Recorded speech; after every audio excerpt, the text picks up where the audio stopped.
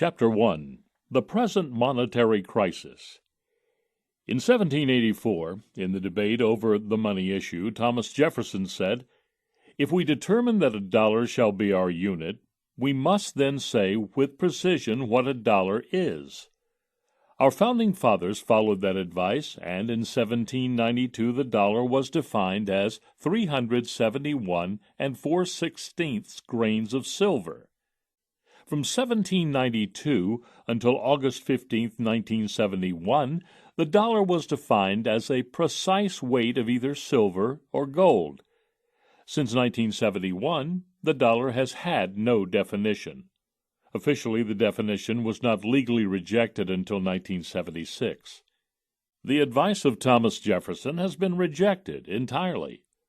For more than 10 years, the dollar has been nothing more than a piece of paper with government ink on it.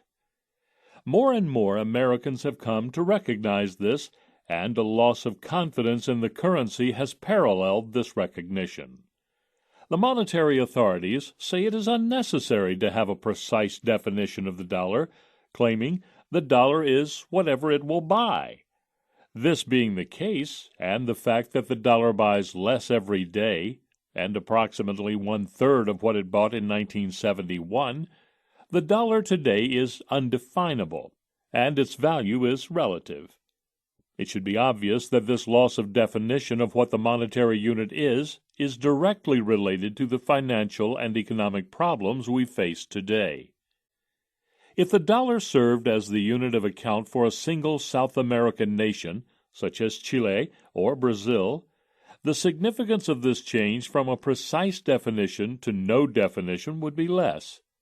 However, since World War II, the dollar has been the international currency of account, used throughout the world and held as a reserve currency by most major Western nations. Even though this was done unwisely, it worked temporarily up until 1971, when the definition of the dollar was changed. Until 1971, the dollar was 1/35 of an ounce of gold, and all nations that held the dollar as a reserve were assured that their dollars could be redeemed for 1/35 of an ounce of gold, even if American citizens were denied the same right. However, the failure of the U.S. government over many decades, Congress, the Federal Reserve, and the administration to issue only dollars that could be redeemed led to a massive inflation of the money supply for various political reasons. This forced the United States to default on its own convertibility pledge, and the dollar became only something the government claimed it was. Residual trust and blind faith have allowed the dollar to serve since 1971 as money, but with ever-increasing difficulty. Understanding Jefferson's advice about a precise definition of the dollar and analyzing the problems of the last decade, during which time we have had no definition of the dollar, are crucial in our attempt to pave the way for a sound, honest, and reliable monetary system. From 1792 to 1971, we had an imperfect money and banking system, as will be shown in chapters 2 and 3, but during that time the dollar was always related to gold in one way or another. It may be argued that the exception was the greenback era during the Civil War, but even then gold circulated and was used to some degree. Even with its obvious imperfections, the gold dollar worked rather well compared with the past 10 years. Though the Depression of the 1930s was ushered in by government meddling in the economy and irresponsible money management, the gold dollar per se survived, even though debased by 41%. Today, the dollar is troubled by a general lack of confidence. The market is anticipating that a steady depreciation will continue, thus prompting high interest rates. The purchasing power of the dollar as compared with gold has dramatically decreased over the past decade. By historic analysis, it is clear that 1971 was a significant and unique year in American monetary history. This being the case, what in particular occurred on August 15, 1971? It was on this day that President Nixon closed the gold window, which meant that officially the American government would no longer honor its promise to foreign holders of dollars to redeem those dollars in gold. It became policy, what was already known throughout the world, that the American government had created many more dollars, promises to pay, than it should have, and no longer could live up to its monetary commitments by redeeming them in gold. A new agreement, the Smithsonian Agreement, which lasted only 14 months, was claimed by President Nixon to be the most significant monetary agreement in the history of the world, promising it would create jobs, restore financial stability, help the farmers, stimulate exports, and bring prosperity to all. Significant it was, but in an entirely different way, for it was this agreement that ushered in the present period of fiat paper money and monetary chaos. It has brought us to the exact opposite of what was intended. In his statement in 1971, President Nixon, as many uninformed individuals do today, blamed speculation for our problems and not the real culprit, government inflation. He further stated on that fateful day that the effect of this action, in other words, will be to stabilize the dollar. How can we expect those who claimed that rejecting a gold-related dollar would stabilize the dollar to advise us now on solving our current financial and monetary crisis? We cannot, because they are not capable. It is necessary to look elsewhere for the solution. Even though the declaration made in August 1971 was of great significance, overall monetary policy did not change at that particular time. This was essentially an admission of the failure of the Federal Reserve's discretionary monetary policy it had followed in various forms since 1914.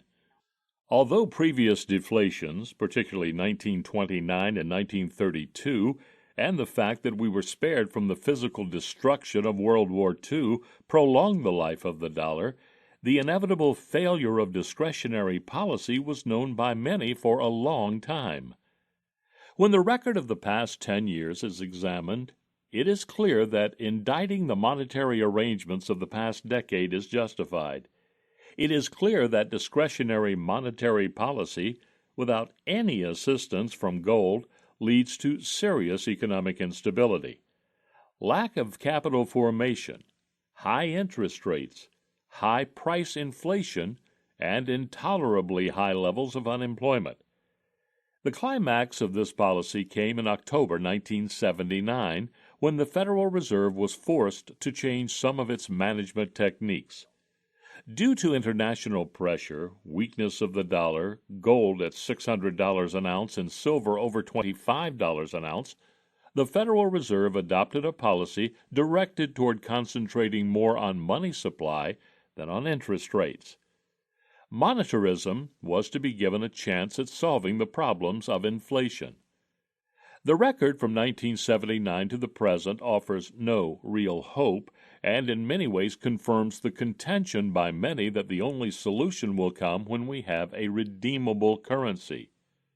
The money supply, since 1971, has been growing at unprecedented rates. Since inflation is an increase in the supply of money and credit, this is of critical importance.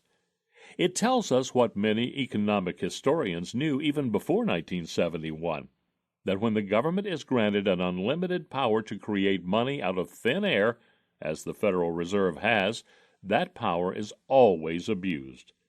For various political reasons, excessive money is always created, bringing only trouble to the innocent citizens not receiving the benefits of inflation. It is tempting to pursue inflationary policies, since during all stages of inflation, special interest groups benefit at the expense of others. History shows this temptation has never been resisted, and the record of the money growth of the past decade confirms this to be the case. The money supply in the space of 10 years has more than doubled, as measured by 3 of the 5 standard statistical series produced by the Federal Reserve. This is all the more significant, for neither the population nor American productivity increased by anything approaching that rate over the same period. Since increases in productivity and population are traditionally mentioned as reasons for increasing the money supply, neither of these factors can be used as the excuse for the massive creation of new money and credit of the Federal Reserve over the past decade. In April 1970, our population was approximately 203 million. By April 1980, it was 226,500,000, a 12% increase. Using the lowest of the money supply statistics, our money supply increased by 58% over the same period. Using the largest of the money supply figures, the money supply increased by 184%. Neither figure is commensurate with a 12% increase in population over the decade. As for the real growth of the gross national product, in 1979 GNP was $1,107,500,000. During 1981, it was $1,509,006,000,000, an increase of 36%. Again, that figure does not even remotely approach the growth of the money supply over the same decade. It is safe to say the money supply is growing 3 to 4 times faster than the real economy. Professor Milton Friedman argues that economic growth is not always related to monetary growth, and that some of the best periods of economic growth in our history were associated with minimal money growth. This fact is one of the hardest to grasp by sincere economists and politicians, and yet it is most important in order to understand why commodity money is superior to paper money. Duplicating money substitutes can never replace the benefits of a trustworthy unit of account, one that encourages saving and prompts low interest rates. The duplication process does the opposite. It destroys trust, discourages savings, raises interest rates, slows economic growth, and does not create wealth. Prices. The record for prices since 1971 is not very encouraging. The standard measures of price growth are the Consumer Price Index, the Producer Price Index, and the implicit price deflator prepared by the Departments of Labor and Commerce. Although price increases are the consequences of the government's increasing the supply of money and credit, most people still refer to these increases as inflation per se, rather than the result of the inflation. Nevertheless, price increases are measurements of the harm done and are a reflection of the dollar's depreciation. Since prices are never uniform, some segments of the society suffer from them more than others. The following price statistics dramatize vividly the sharp depreciation of the currency over the past 10 years. The Consumer Price Index in December 1971 was 123.1. In December 1981, 281.5. The Producer Price Index in December 1971, 115.4. In December 1981, 275.3. The Implicit Price Deflator for GNP, 1971, 96.01. December 1981, 193.57. Real prices, as measured by the best statistics that the government has produced, have more than doubled during the decade of inconvertible paper money. What one Federal Reserve note purchased in 1971, it now requires approximately 2 1/2 Federal Reserve notes to purchase. This depreciation in the value of our inconvertible paper currency is characteristic of all such currencies throughout history. As long as the currency remains a fiat currency, one not redeemable in something of real value, we can expect the money supply to increase at unreasonable rates, depreciating the currency's value and resulting in persistent price increases of all goods and services. There is no question whatsoever that the problem of rising prices, although existing before 1971, has been made significantly worse since the closing of the gold window. Interest rates. Interest rates since 1971 tell the same story. They have reached heights never seen before in our history, including the greenback era of the Civil War. The prime rate soared to over 21% during the past decade, and higher rates are bound to occur if sound money is not restored. The supply and demand for money certainly plays a part in establishing the rate of interest, but today the inflation premium, the premium charged for the anticipation of further dollar devaluation, is the principal cause of fluctuating high interest rates. Since paper money is always depreciated by politicians, it should be expected that unless a redeemable dollar is once again established, the problem of high interest rates will not only continue, but get worse. Unfortunately, high interest rates are frequently seen as a cause of inflation rather than as a result, which prompts many sincere individuals who have been victimized by these high rates to call for controls on the rates, usury laws, or for credit allocation.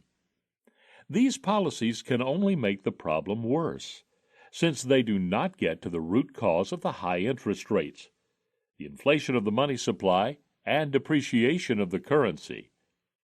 Interest rates are inversely proportional to the trust people have in the money. Until the trust is restored in the money and in the government which has destroyed the money, high interest rates will continue. The record for interest rates for the past 10 years is a poor one and must be seen as a reflection of monetary policy.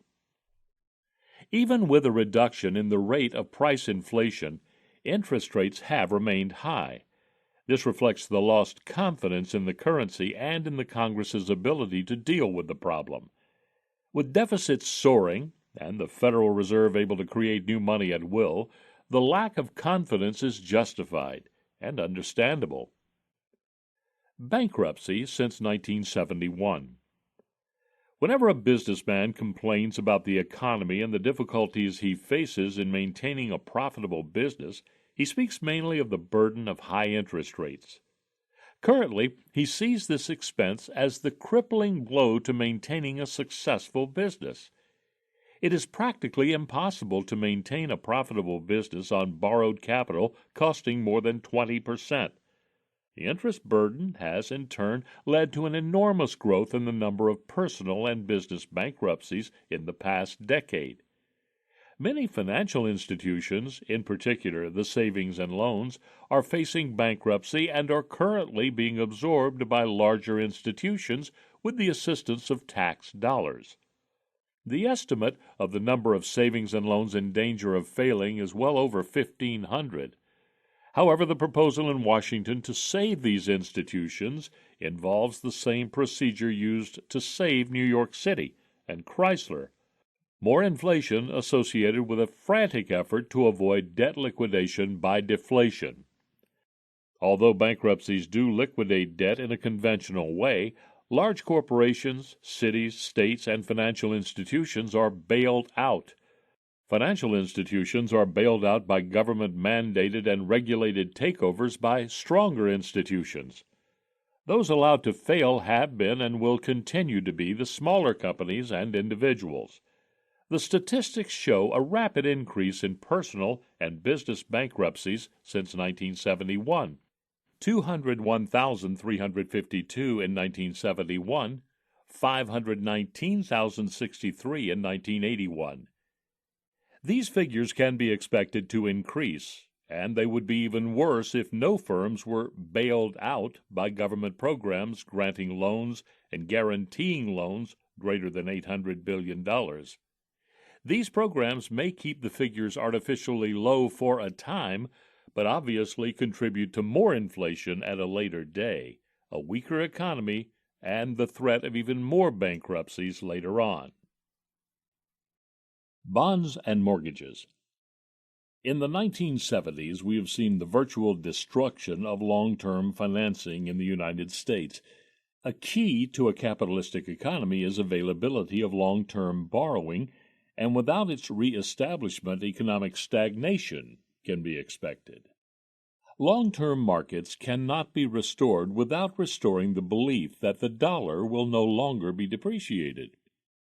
Home mortgage rates of 17% and 18% guarantee that a very few people will qualify for the purchase of a new home. This is destroying the housing industry and is a prime contributor to the high unemployment rate we are now experiencing.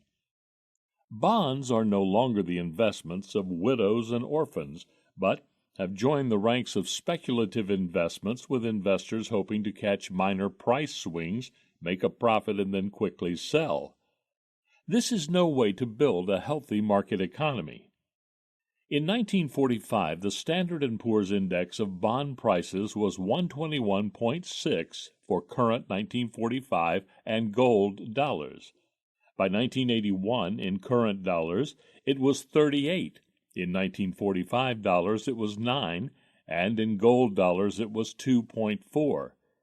It took 3.2 ounces of gold in 1945 to buy the index and 0.09 ounces in 1981. The bond market in Britain, which leads us by a few years in such matters, has already been destroyed.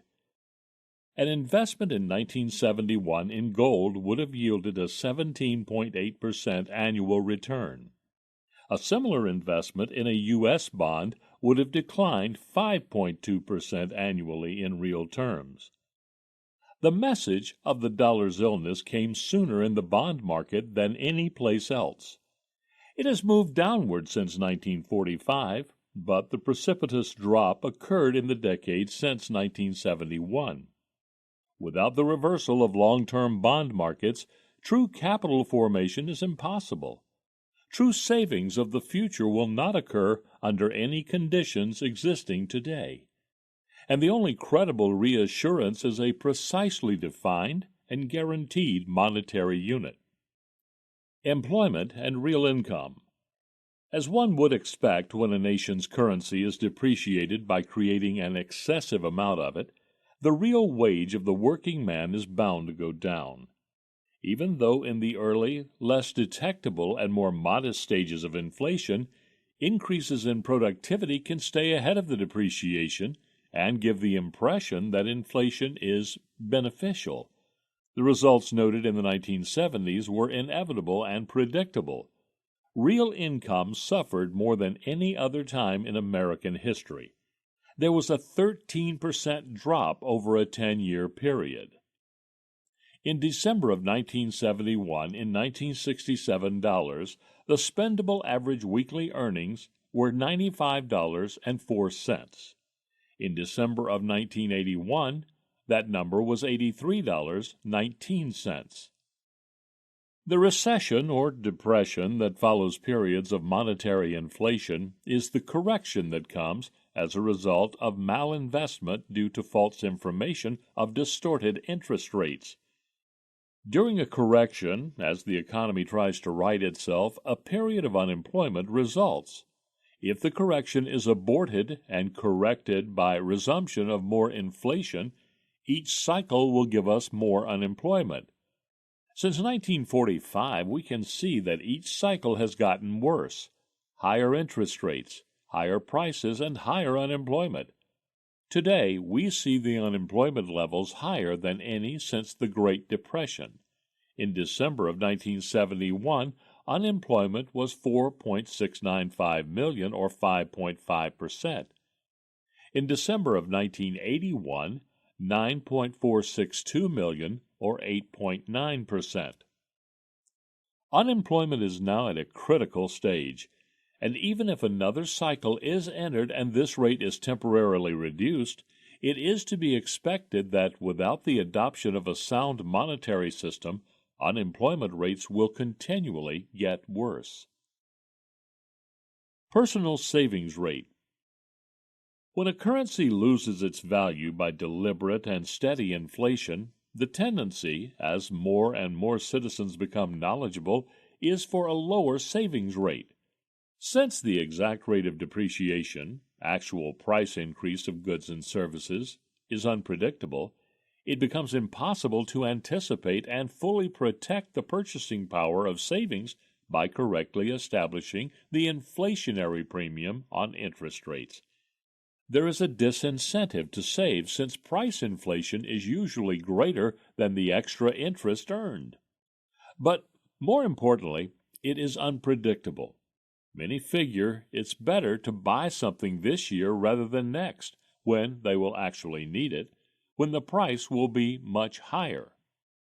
In 1971, the personal savings rate was 8.1%. In 1981, 5.3%. Savings are discouraged even further if interest rates paid are artificially controlled by government regulations. The shift of funds from the savings and loans to the money market mutual funds is not much of a mystery. Even though savings and loans are starved for savings, they have championed the continued fixing of low interest rates on the savings accounts, hoping that this special benefit will continue. Although this did help in the early stages of inflation, now when the spread is 7% to 12% between what savings and loans will pay and the market rate, we cannot expect that resumption of savings in the conventional manner will come quickly.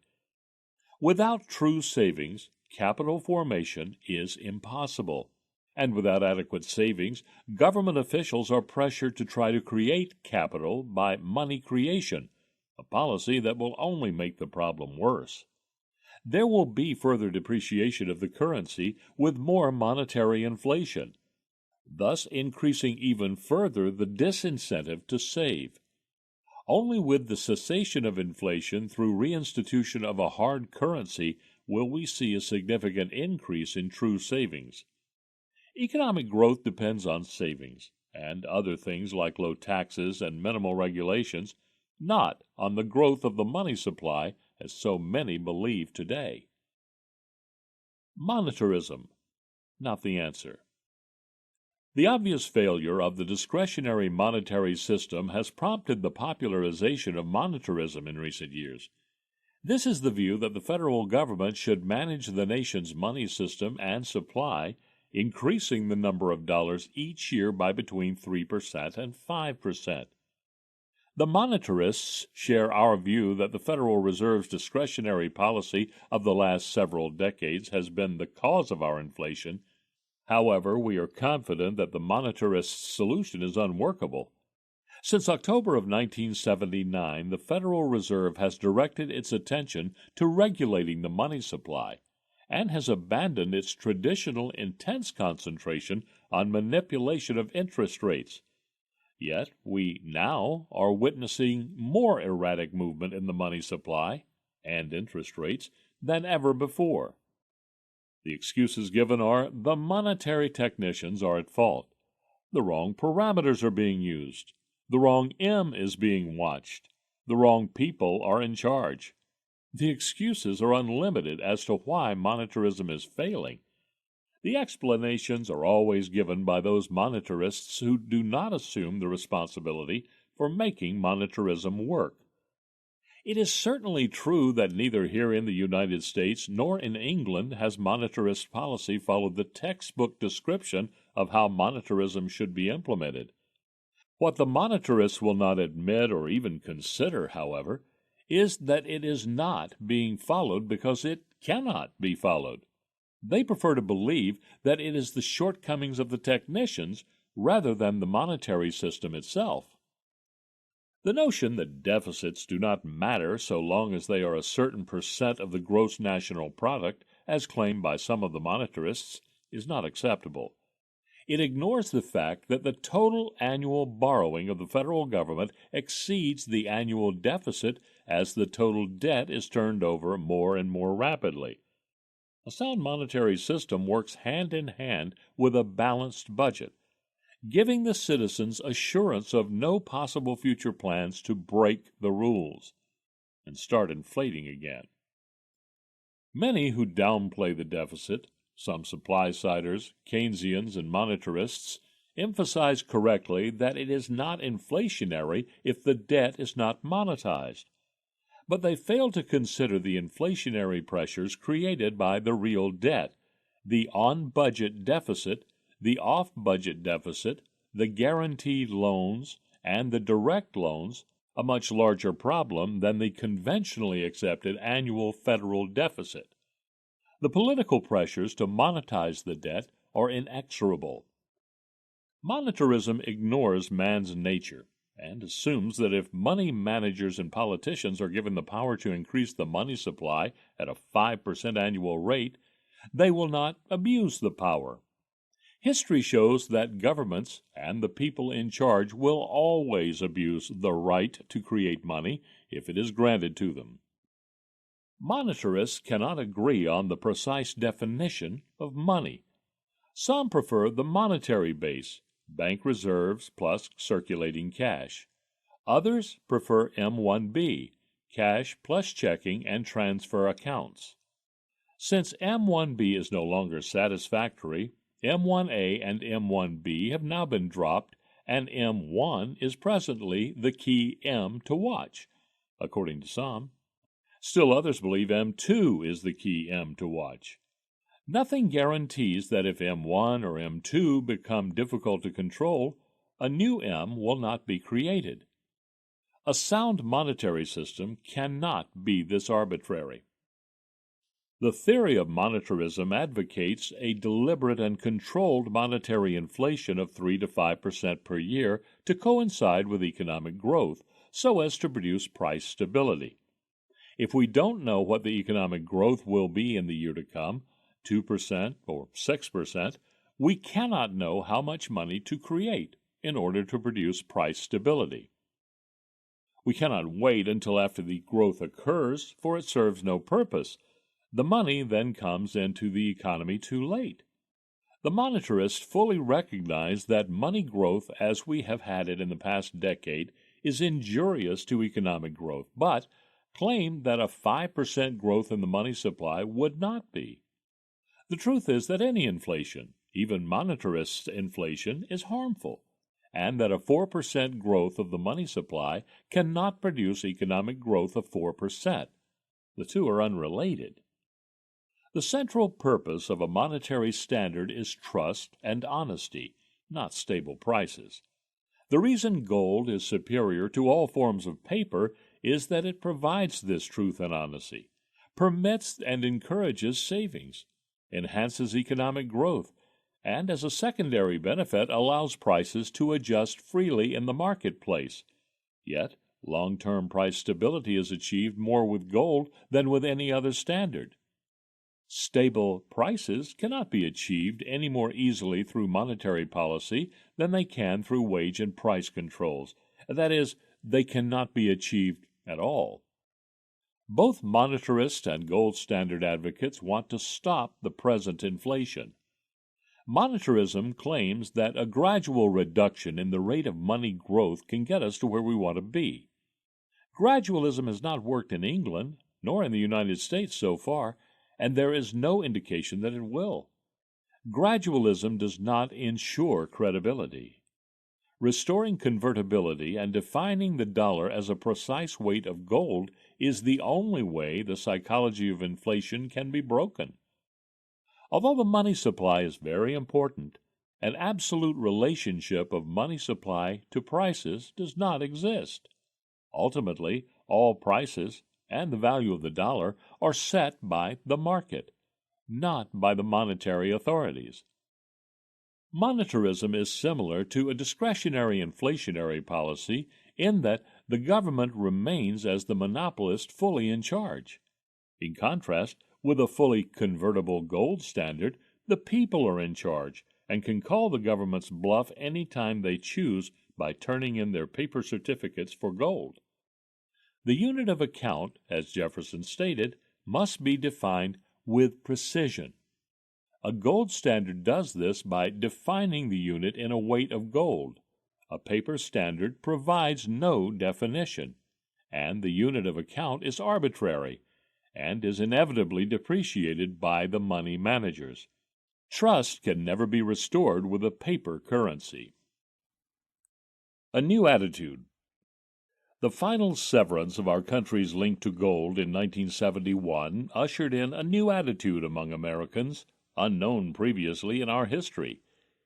Even though there were short periods during wartime when an inflationary psychology existed, it never persisted for an indefinite period, and it has never been as pervasive as we are experiencing now. Associated with this inflationary psychology is a general attitude toward government and life in general. Pessimism has replaced our traditional optimism. Scheming, speculation, and sophisticated tax avoidance have replaced productive efforts, savings, and planning for the future. Trading in currencies can now be more rewarding to banks than the conventional business of brokering loans from savings. The futures and options market has turned into a giant gambling game. The new markets that have developed since the dollar lost its precise definition reflect the ingenuity of man. Now we see futures sold in currencies, betting on the monetary inflation of various governments. Instead of buying a bond or treasury bill and holding it, we now can speculate on a daily and massive basis. Just this winter, futures and options began to be sold on stock indexes. One is able to buy futures on large CDs as well. Outstanding European rate futures and GNMA options. GNMA futures started in 1975 will be offered also. Billions of dollars are now used in industry for the purpose of takeovers of other industries with no real signs of developing new industries or recapitalizing old industries. The dollar amount involved in the speculation is into the trillions of dollars from these various ventures. All this is a result of unsound money. 10 years ago, most of the futures and options markets did not exist. With a sound currency, there would be no speculation and trading in U.S. government bonds. Speculation would be minimal as compared with today. Their value would be predictable, and betting on their day-to-day value would be meaningless. Yet, in 1980, on the Chicago Board of Trade, far more U.S. Treasury bond future contracts than cattle contracts were traded. The options market is also growing by leaps and bounds and becoming more sophisticated and more complex every day. The frenzy with which the speculation is growing is literally incomprehensible and immeasurable. This tendency will continue so long as we are operating with an unsound currency that is being deliberately depreciated on a regular basis. The speculation has spilled over into the fiscal arena as well. In 1980, $2,107,325,000 was collected by state-run lotteries. It is illegal for most citizens to gamble, but it is legal for governments to operate lotteries to raise revenues. In the past decade, the definition of money has undergone continuous change, reflecting the new rules of a fiat monetary system. In 1970, the Federal Reserve had a single monetary aggregate. In 1971, the concepts of M1, M2, and M3 were introduced. By 1975, it became necessary to define two new aggregates, M4 and M5. The more chaotic money management became after the dollar-gold linkage broke down, the more the definition of money was changed. After the mid-1970s, demand deposits were virtually impossible to calculate due to the interest-bearing transaction accounts. This prompted the temporary use of a measurement called M1 plus in 1978. By 1980, a major redefinition of all monetary aggregates was required. The turbulent international monetary crisis of 1979 convinced many that current definitions and money management were totally inadequate. 5 new definitions were introduced: M1A, M1B, M2, M3, and L. Even these did not suffice. In 1981, the Fed started publishing a shift-adjusted measure of M1B to account for the new nationwide now accounts. By 1982, this adjusted measure of M1B was dropped, and M1A and M1B became M1. It's probably safe to predict that new definitions will be invented in hopes that the impossible task of managing a fiat monetary system will be miraculously achieved by new measurements. This problem of measuring monetary aggregates would not exist under a gold standard, for there would be no purpose in it.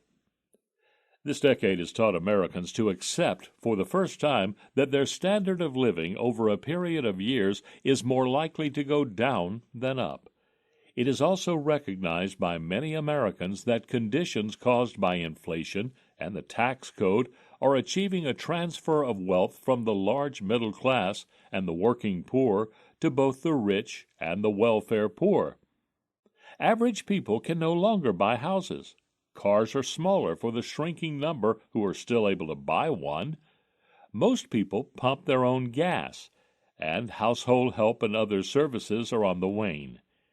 These have all led to a sense of frustration and anger. More and more Americans have resorted to the underground economy to compensate for losses they see as unfair. Lawbreakers have replaced law-abiders. Fear of the unknown has prompted a whole subculture of survivalists, convinced by their own analysis that the government in the foreseeable future will not adopt a sound monetary system. This group no longer depends on conventional news services for their information and relies on expensive newsletters for what is considered accurate information regarding what is happening to the monetary system. It is easy to write them off as speculators, but compared with speculating in 5% per year losses with a government bond, it seems that their existence and their success are a reflection of our inflationary monetary policy. There is a sincere attempt by a growing number of Americans to preserve assets that have been earned over a period of time and whose value is threatened by inflation. For this reason, tens of thousands have attended hard money conferences in the past 10 years in the hope that they can learn how to protect themselves from the destructiveness of a government-caused inflation. This is a new phenomenon and is directly related to the breakdown of the Bretton Woods and Smithsonian agreements. Prior to 1974, the conferences were virtually unheard of. In 1968 and 1971, a vocal minority decried the abandonment of gold convertibility and predicted the subsequent events of the 1970s. A remnant throughout the period of the dissolution of the gold standard, 1913 to 1971, steadfastly proclaimed that one day a gold standard would be required to stop inflation and restore order to monetary policy and to the financial markets. The number of Americans insisting on a sound currency is multiplying rapidly. Today's events dramatize the urgent need to lay plans for establishing a modern gold standard. A growing number of free market economists defend the wisdom of the gold standard. Their voices may not have been heard by the officials, but their impact has been felt. The need for something better than we have today is conceded by almost everyone. The past 10 years have taken a heavy toll with general confidence shattered. Most agree that this country and the Western nations appear hopelessly enmeshed in the problems of persistent inflation, high interest rates, weak economies, and high unemployment. No one expects these conditions to improve without a significant change in monetary policy. It is our purpose in this report to offer and to lay out the plans for a sound monetary system.